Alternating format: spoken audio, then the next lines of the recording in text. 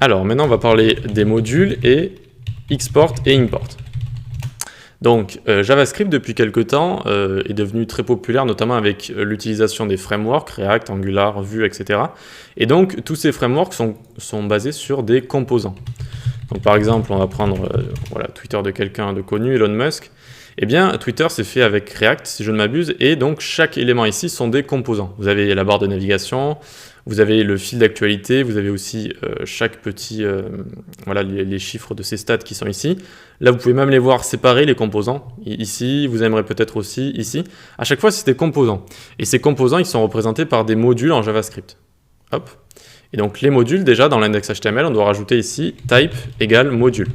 Okay, pour pouvoir les utiliser en JavaScript natif, même si on les utilise normalement avec les frameworks ou encore de base quand même avec Webpack d'activer, on ne l'utilise pas comme ça en JavaScript natif. Ok, donc maintenant qu'on a mis type module quand même pour pouvoir l'utiliser pour l'exemple, eh bien on va pouvoir créer comme ça un module, par exemple header.js. Alors, header sans R majuscule parce que c'est quand même pas très joli, ok. Et donc là, on a notre module qui va représenter par exemple le composant header, donc voilà le header d'un site ou d'une application.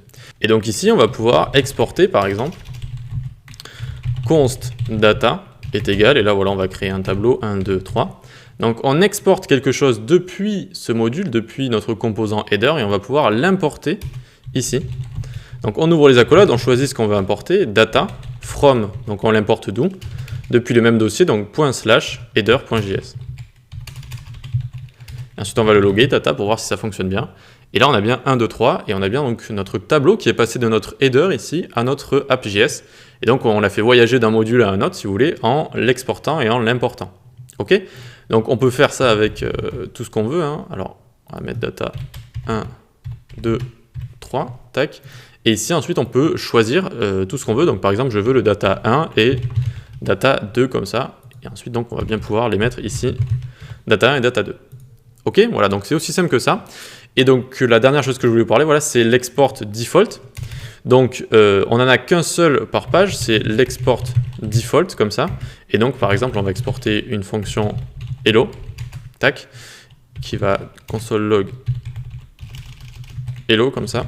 Donc on n'en a qu'un seul par page, et l'avantage du coup c'est quand on va l'importer ici, eh bien on peut lui mettre le nom qu'on veut ici, au lieu d'aller piocher dans tout ce qu'on a exporté. Il n'y en a qu'un seul par page, donc c'est obligé que c'est lui ici. Et donc on peut lui mettre le nom qu'on veut, par exemple ma fonction exportée, from toujours, donc ./header.js.